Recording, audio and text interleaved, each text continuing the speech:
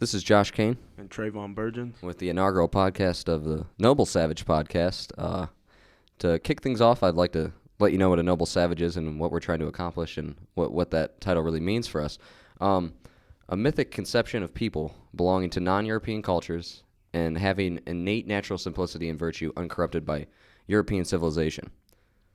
Okay, and while you're soaking that in layman's terms, it just means we're logical thinkers, what we try to be, and we're going to present to you some stuff that maybe you never thought of before, something that's never come to mind. We try to eliminate all hand-me-down ideas, and we are definitely not drones following in the same path as maybe the average teenager. And we know we're human. We make mistakes, and we're trying to preach as much truth as we possibly can. But we know we have a long way to go before we know a lot of things. We know minimal amounts, but we have the privilege of being able to learn a lot of things, read a lot of books, and we just want to share what we know with you and try to help you find the truth in a world where there's a lot of fake stuff out there. Right, and don't take everything so literally. We don't need the hate mail or whatever. Well, actually, you can send us anything. We'll try to improve ourselves for you, but we're not so literal. It's almost like a concept of the Bible. You hear the story, you take each side, and then you perceive it your certain way. You capture what you want to capture. Don't try to take everything literally. I mean, we are not college graduates or professors of any sort. So just keep that in mind. I mean, we're freaking 18 and 17. We're just really excited, and we're glad you're listening. And to kick things off, I really wanted to talk about me and Trey have read a book called The Talent Code by Daniel Coyle. Highly recommended. We're not advertised in any way by that book, but it's a very good book if you're looking at success and what it's all about. And he preaches a message that talent's overrated. Hard work is what gets you where you need to be, and that's we need to see a lot more of that. Hey, Josh. I'm just a listener over here. I've never heard. Who are you? Who am I? Well, I am 17 years old. I go to Woodridge High School, and I'm a golfer. I'm a mixed martial artist, and like you, Trey, I really like to dive into the truth. And today, we'll share a little story with you. A classmate of ours asked us a question if we like to read, because we are always reading, and we both realized we really don't like to read at all for as much as we do it, but we like soaking in knowledge, and we're really just trying to share a positive message and help you along your journey in life and learn as best as possible. And I'd have to come right back at Trey and ask him who he is. Well, that's a great question, and I will let you know right now. I am a football player and a wrestler at Woodridge High School, which is like my colleague. I don't like being a drone in society, so that's why I read books. We might have our different reasons, but I feel like it comes all together. I can come off as abrasive and maybe a little strong, but, I get my point across. I like long walks on the beach. I like chocolate chip mint ice cream. You name it, man. You come at me with any questions, and I will definitely answer them to the best of my knowledge. And we encourage you, when we do set up a solid YouTube account and a website, to really give us your input. You want to hear us talk about something, let us know. You have any advice, any questions you need, just shoot us an email, shoot us a comment. And yeah, we're really excited. And me and Trey aren't very prepared for this topic, but I'm just going to get it rolling because me and him usually get it rolling. We were going to talk about sympathy versus empathy, and I think we should go for it. Yeah, let's go. Okay. Sympathy versus empathy. Well, wait. Before we get into the podcast, I think we should definitely explain to them why we're doing this, who we're doing this for. Yeah. Well, the message is for a lot of people. It's a broad audience. Like Trey said, we're not looking to step on anybody's toes, make anybody hate us. But if someone hates us because of what we're doing, it means we're doing it right, I think. But we're really just trying to share what little we know about the world with whoever we can. We're trying to preach very positive mentality. You gotta walk through this life very positively. It makes you healthier. It just makes life better. And we're just taking the best things of what we know and trying to give them to you, so you can use them in whatever journey you're looking for. And you know what? If you hate us, that's perfectly fine. You can still listen to us. You can talk about how much you hate us. At least you're practicing your mental intuition, and you're really preaching what you believe. So if you hate us, you hate us. But we hope that doesn't happen. But we're really just trying to take take a lot of truth. There's a lot of fakeness in this world. There's a lot of things that people. There's a lot of lies out there. There's a lot of uncertainty, and we're trying to give you a rock to stand on in a world that's just very, very violent and very, very choppy. But we are, we're really excited. Okay, just to elaborate while we're geeking out over here, while he was talking, I signaled him to pass me a pencil or a pen, and he threw it very high in the air, and I attempted to catch it, and it completely blew up. Okay, that was ridiculous. Well, I guess we don't need it. But yeah, if you want to go into sympathy versus empathy, I'm probably going to sound like a complete not know-it-all. But before we get into the topic, what do you think? What is your message? What are we trying to do in your words? Just trying to encourage, logical thinking, and don't take these hand-me-down ideas that clutter your mind, because that takes away from the wisdom that you have to find on your own that creates you. You don't want to be preaching someone else's stories. That just means you're a human book. Take in what you want, and then morph it, evolve, twist it into however. It's like a buffet. However It's like a buffet. Happy. Take what you want, and you don't have to take everything. You don't have to be force-fed your information. You have to take selectively what you can from this and make it a positive or make it a negative. I mean, that's your choice. But I really wanted to say, we're just trying to be as real as possible here. Like I said, we're human beings. We're 17 and 18 years old. We don't know everything. We barely know anything. And but what little we do know, we are trying to share and put the best, most positive message across and help as many people as possible. But sympathy versus empathy, great topic. The difference is, I'll explain sympathy and I'll let Trey take empathy. Yeah, okay. Sympathy is, I'm sure a lot of you know, but technically speaking, it's being able to feel sorry for somebody, but not in a way that you personally can feel what they're feeling. It's almost like when someone asks you how your day was. It's a pat on the back. It's a default answer. When someone asks you how your day is, I would almost guarantee 95% of the time they don't actually want to know how your day is. It's just a polite courtesy. It's a droned idea. It's a hand-me-down idea. Everybody does it. But sympathy is very, very necessary and a very good thing. But sometimes it's not. Sometimes sympathy is just something that someone forces. But empathy, on the other hand, is much different. And I'll let Trey take that definition. Empathy, just to put it by the dictionary meaning, it means, empathy is the direct experience of another person's feelings, often to the extent that the very concept of another person's feelings no longer exists, which means you might not have personally gone through this battle, but you can mentally prepare almost like a program as if you were going through what the other person was going through.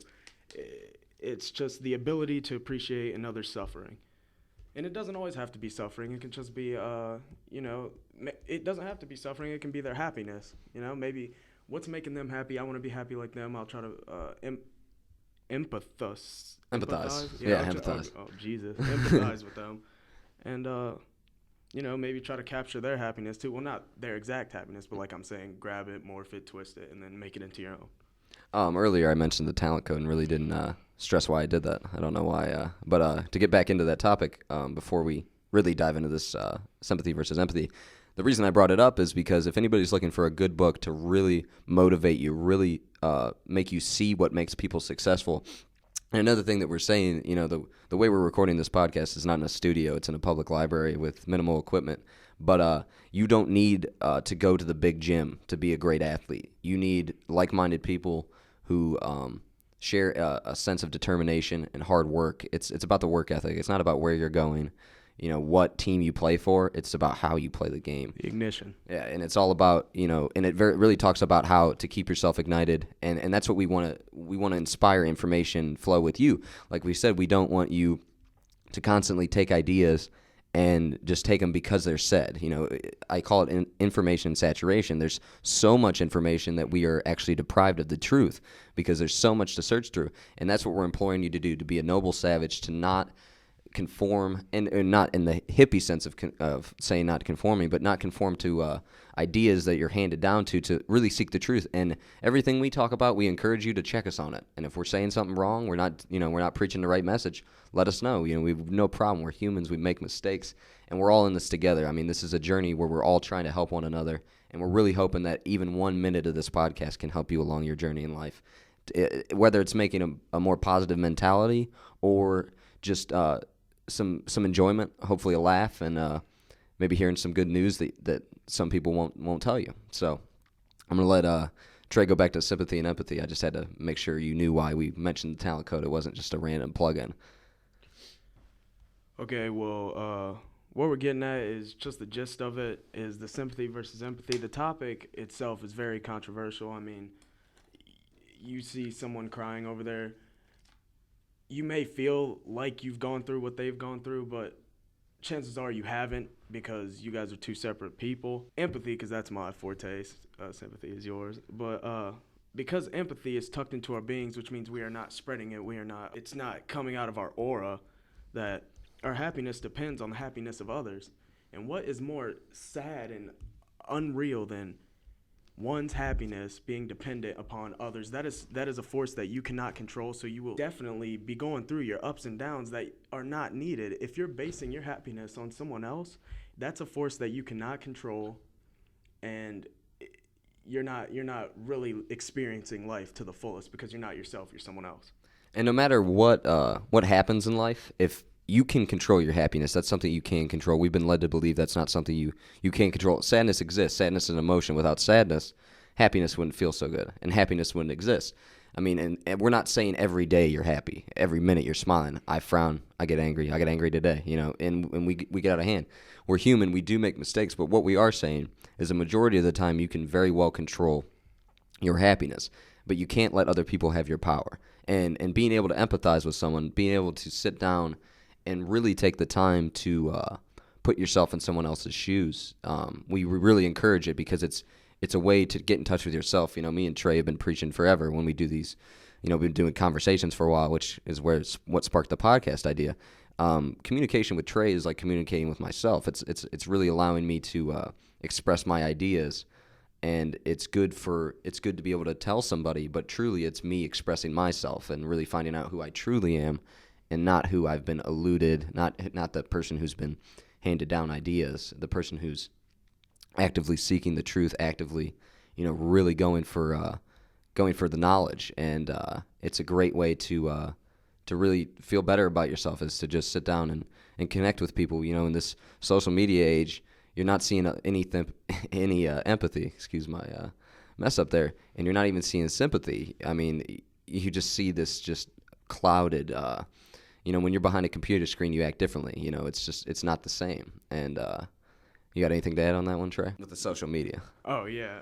I mean, basically what is happening is people are getting these hand-me-down ideas. They'll take in anything that people say. There's really no logic. And I believe it starts in the school system, that they don't implement logical thinking. Just as I was talking to a couple of my high school friends, I was telling them that how the school system is just destroying creativity by teaching these linear methods of teaching, that this is the right answer and that is the wrong answer.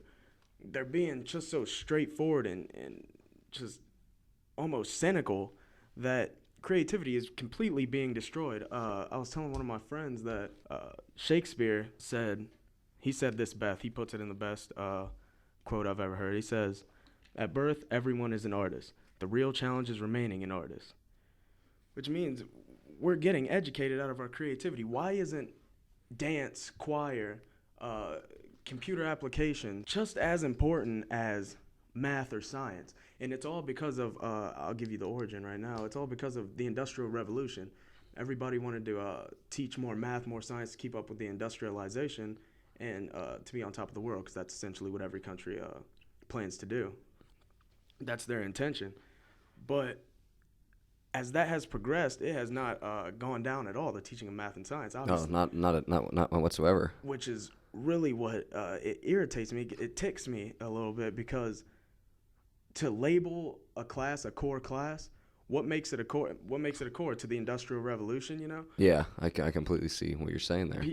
people who like, why don't we dance? We use our bodies every day. People are seeing our bodies as a form of transport for our minds.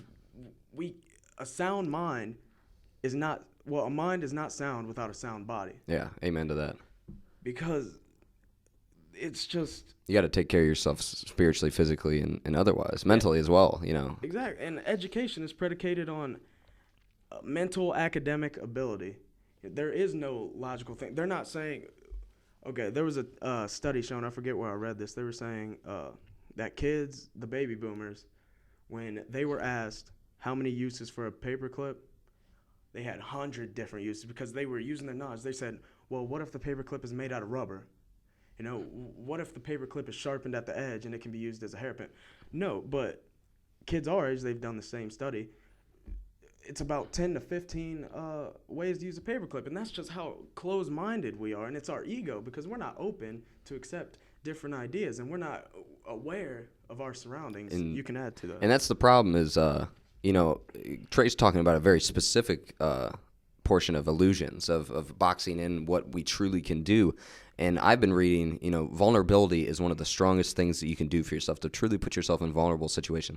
We're not talking about go jump the fence at the zoo and get attacked by a tiger. That's not the vulnerability. But go out of your comfort zone, because the comfort zone is where you are.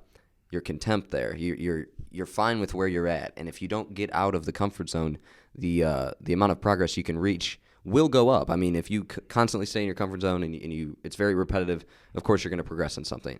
But to truly be great, and another, you know, going back to the talent code, is to be on that fringe where you're not comfortable. You know, I read a great story about Sidney Crosby, the great hockey player, who he would fall down in practice more than anybody because he would do harder drills than everyone.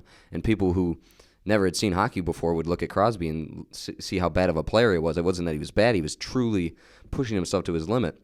And what Trey's saying with you know, with the educational system and what we do completely, we are more overweight. We are taking more prescription drugs. We are oversaturated with information, with body image, with everything. And the problem is not that there's not enough information. There's not enough solutions. The problem is there's so many that we just box ourselves up. We take a very square approach to everything, and we don't allow ourselves to really shine. And to add on that, I was talking to my wrestling coach the other day, and he said that he was reading a newspaper article, and it said about how injuries in youth football they've gone up, they've increased. And I said, okay, well, that's just natural. More kids are playing football, right? And that is true. But you know what? It's more unhealthy kids who have never felt this, kids that don't know how to push kids that don't know how to run into people. Yeah, Me and you, as a kid, we played tackle football, you know, like definitely. soccer, weird stuff like that. And we know how to bump in exactly. people, essentially.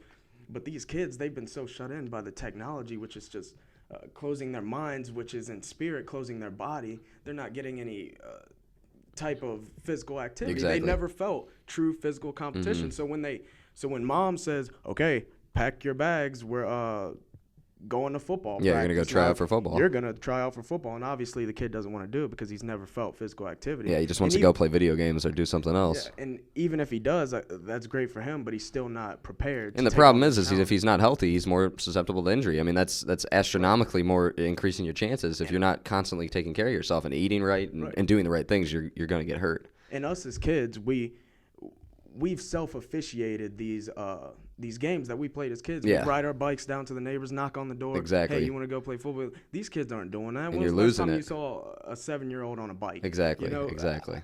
At least I haven't from around where I live. And don't think that we're out here criticizing society. We're not here to perpetuate hate on society. We're just saying these are things that need to be changed.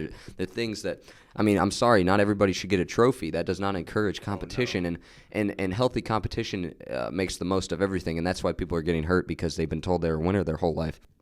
And I'm not saying not everybody's a winner, but not everybody's a winner at everything. You know, everybody has their things. And when you're constantly telling someone that they're great and they are not, it's damaging. You're essentially destroying. You're an enabler of their. Yeah, you really are, and you're taking away the incentive to do great things. You know, and it's really a tragedy, because when you look at it, you would think everybody gets a trophy. That's a great idea, but the problem is is when the kid that's doing great is getting the same trophy as the kid who isn't, that kid who's great doesn't want to be great anymore, and the kid who isn't is not going to be great.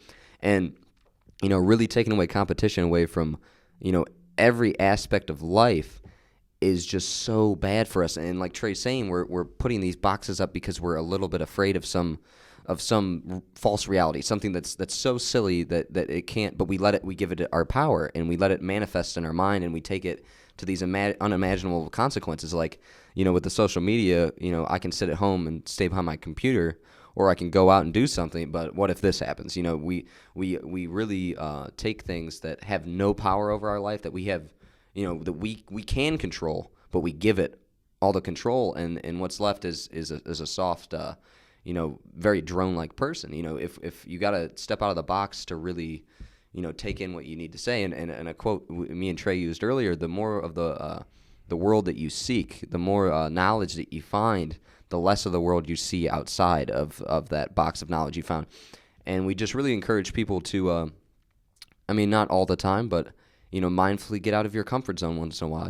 Really do something that you haven't tried before, because the worst thing that can happen is, you're better off than you were before, and that's what we're preaching, is just a better way to live life a little bit. And right now, I'm a perfect example of that, because broadcasting my speeches, I can talk friend to friend with no problem, but broadcasting speech, that's not my forte at all. No, I can attest to that as well.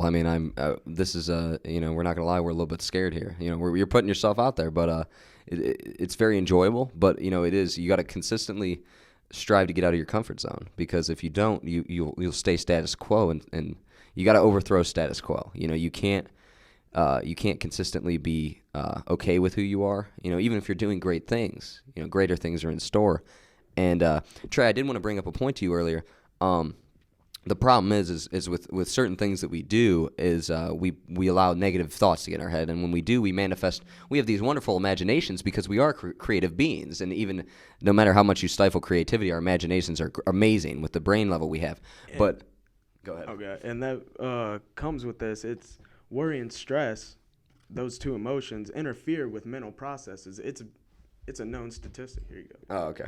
Okay, but and that comes down to the great quote that I sent you last week. It Yeah. says, neither a man nor a crowd nor a nation can be trusted to act humanely or to think sanely under the influence of a great fear. Yeah, and it stifles your way to give thoughts to fear. But the problem is if you can get away from that fear and you can be your true self, great things will happen. And what happens is we give these illusions. We give.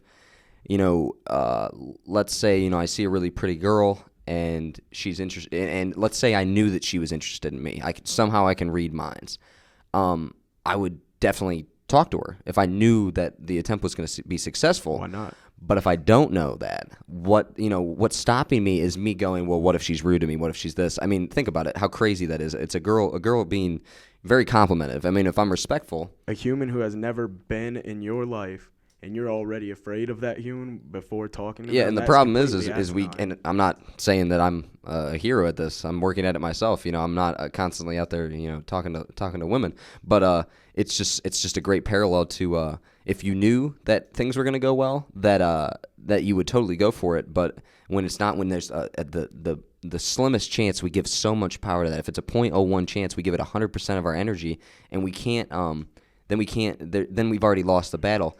And what I wanted to say was, if really a great saying to live by is, if you knew no matter what happened to you today that something greater would be left in fold, you would not worry, you would not be stressed, and if you truly live like that, things will be greater. You may lose something good. You got to give up something good to have something great. And that's really, think about it as, if you knew that tomorrow things were going to be a lot better, no matter what happens, a breakup, you lose something. If you knew that you would find something maybe even better, or let's hypothetically a long time girlfriend you broke up with, and it's tragic. I mean, everybody goes through those, and it happens. But what if you knew that you would meet your future wife 3 weeks later? You wouldn't be moping around. You would not be going around and allowing it to rule over your life. And it's crazy that if we could all just think like that. And it's hard. I mean, we all have to make conscious efforts to do it. But I just encourage you throughout your day, if something bad happens, just say, look, something's greater in store. Something's better out there. And to add to that, pertaining to the fear which influences insane thinking, is I'm going to put this in a more macho man perspective. All right, why do fights happen? It's because they have a fear that they're not the dominant male. You know, they have a fear that if I don't show this guy who I am, then I'm going to be criticized or ostracized, or maybe I'll be downgraded to some like not human type thing. Like, imagine if you're about to get into a confrontation with a guy, and you see him really pushing forward, and your fear strikes him, like your fear entices you to strike him. Now think about, what if you didn't strike him? What if you just said, you know what, sir, I don't like where this is going. I'm going to head the other way. I would encourage you to do the other way. Now, if he blatantly attacks you, then that's a totally different story. You obviously have the right to defend yourself. Right, but what I'm saying more of an ideological scenario, not a physical scenario. Right, exactly. It's more what I'm saying is, why go out of your way to fight due to fear? When I see fights happen, I don't see those guys as, whoa, those dudes are really cool, man, they just fought. No, I see them as both fearful cowards because they can't take the extreme harshness of the world. They feel that as soon as anything is challenged, they get so defensive and so closed-minded because this ego, this false sense of what I should be, you're trying to grasp something that's not there. Exactly. And Trey, unknowingly just segued into a topic I wanted to talk about. But Nice. I would like to share a quote. I don't know the exact quote, but it's the worst thing you can do for a dream is to plan it out. Is to not box it in. To have the dream is wonderful. Have goals, but don't know how it's going to happen because you never know. It's very fluid. Oh, keep going. And the thing is what I was going to say is we live our lives like humanity didn't exist 60 years ago. We are very primal. As much as we like to think we are civilized, which is another reason why we named it the Noble Savage Podcast. We're all savages. Society turns us in, and we're not encouraging everybody to be a savage, or anarchy. Structure is very much needed. But we're saying do not trust society to give you everything that you need. Ben Franklin has an amazing quote, one of my favorite of all time. If you give up your freedom for security, you will lose both and deserve none. You have to be able to know that, rules are supposed to be in place. Rules are very necessary, but you also have to know that it's your right. You have the right to pursue happiness. You have your right to information. And actively seek that information, actively seek the truth. And short setbacks will not prevent that pursuit of happiness. Exactly. You can't have good without the bad. The whole reason good or bad exists is because of the other. That's yin and yang. They coincide. They coexist. If one wasn't there, then the other wouldn't be there. Exactly. If we lived in all good, we would not see it as good. We would see it as constant nothing. Exactly. Because we haven't experienced good or bad. And the thing is if you can really be mindful when things do get bad, to know that this is going to make the great seem that much greater. If you're in a dark spot, know that the light ahead is brighter than anything. I mean, it takes the darkest skies to see the brightest stars. And that's another really good quote that. It may be hard at times and you may be feeling down, but I promise, if you are in that place, there's a brighter road ahead and there's a lot that you can do, and you just really take your power back. And I have a quote we were saying earlier about negative thoughts, and it goes something like this: the only purpose discouraged feelings serve is to keep your thoughts on what you can't do. And with your attention fixed in this fashion on what seems impossible, there's no room for discovering what is possible for what you can do.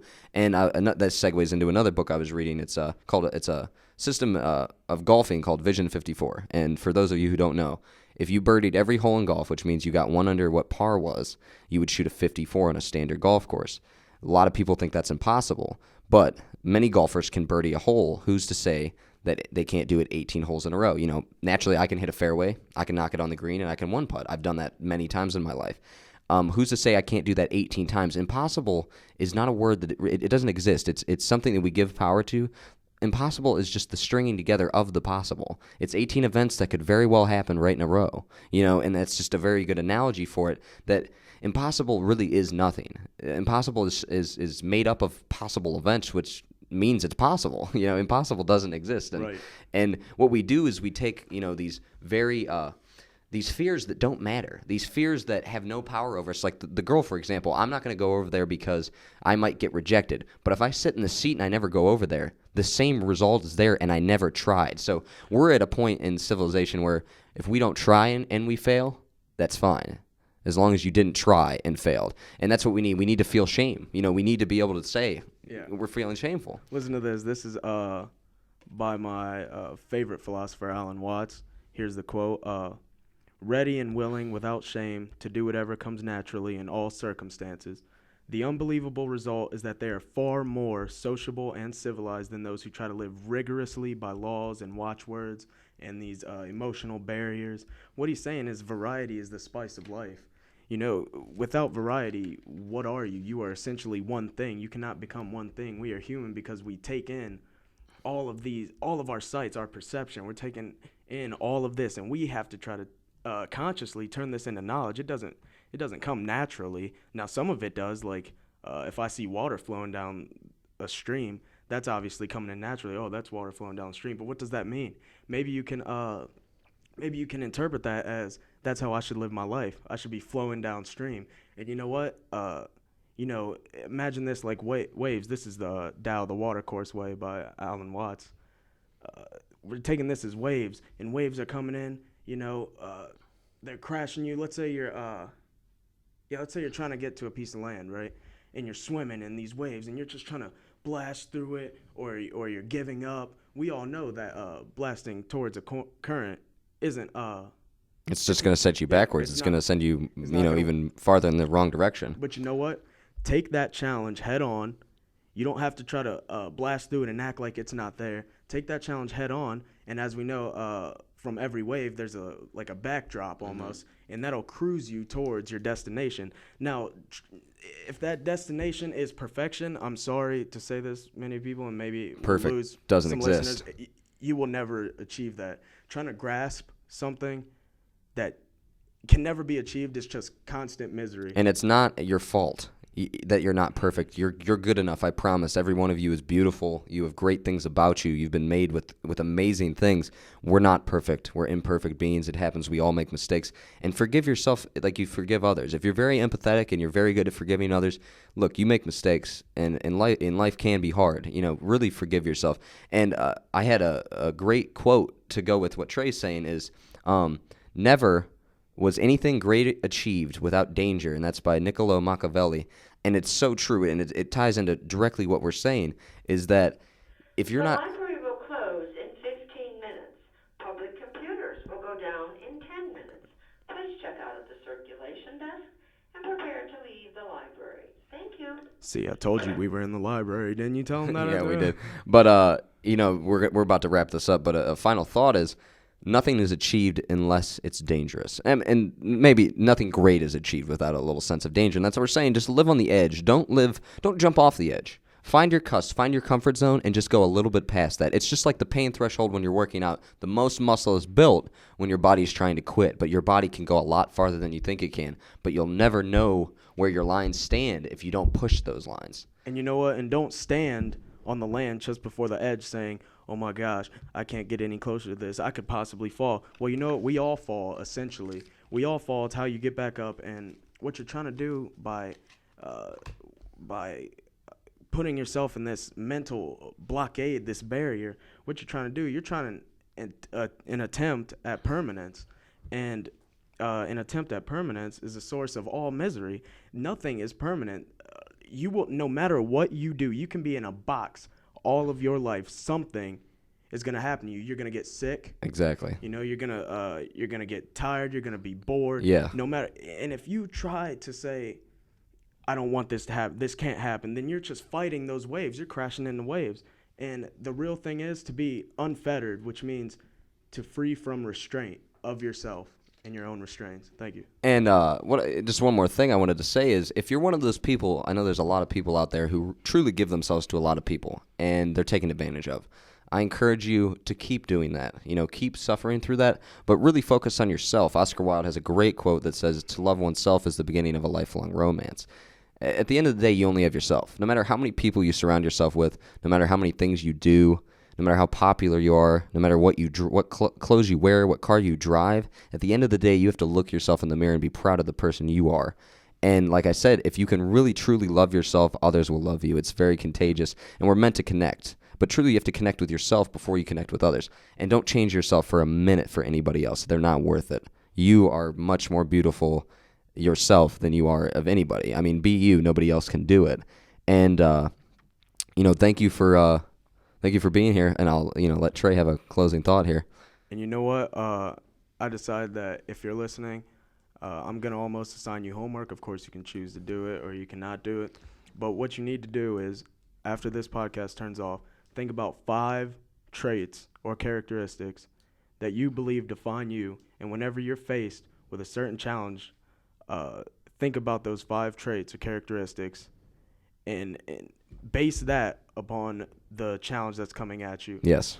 Because the consequences, or more like the outcome, because it won't be a consequence, will be that you are, in theory, a happier person because you have your identity, you have your self-identity, exactly, a perception of yourself, and that's all I have. My homework would be not to find one thing you really don't like about yourself, but look at something that you can improve on and give it a shot. We're all trying to improve, but the more podcasts we do, we're all going on a journey together, and you've started this journey by just tuning in. You're actively seeking knowledge, and that's wonderful of you, and it really makes us happy that you're listening to this right now.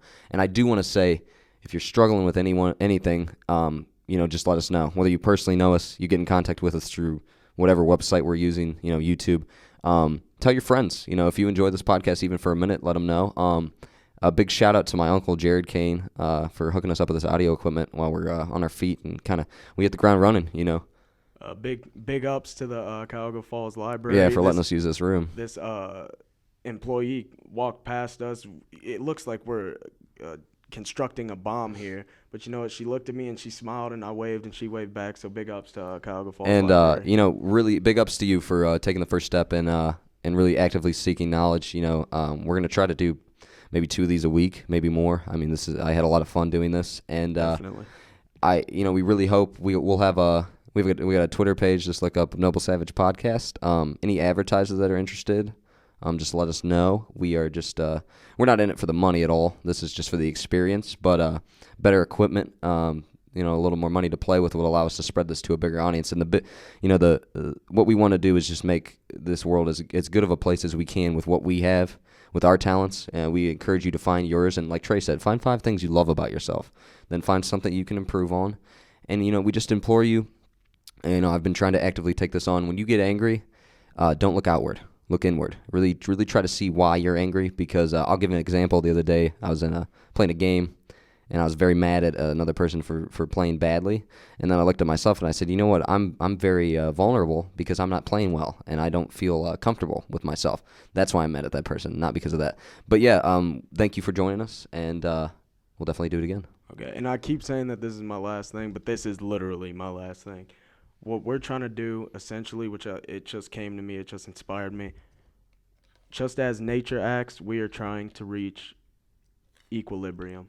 All right, when you flip a coin and it spins, the reason why it's spinning is because it's trying to reach equilibrium. It's trying to become not necessarily stationary, but comfortable. Exactly. So that's what we're trying to do. And Noble Savage is out. Keep it noble and keep it savage. Thank you very much.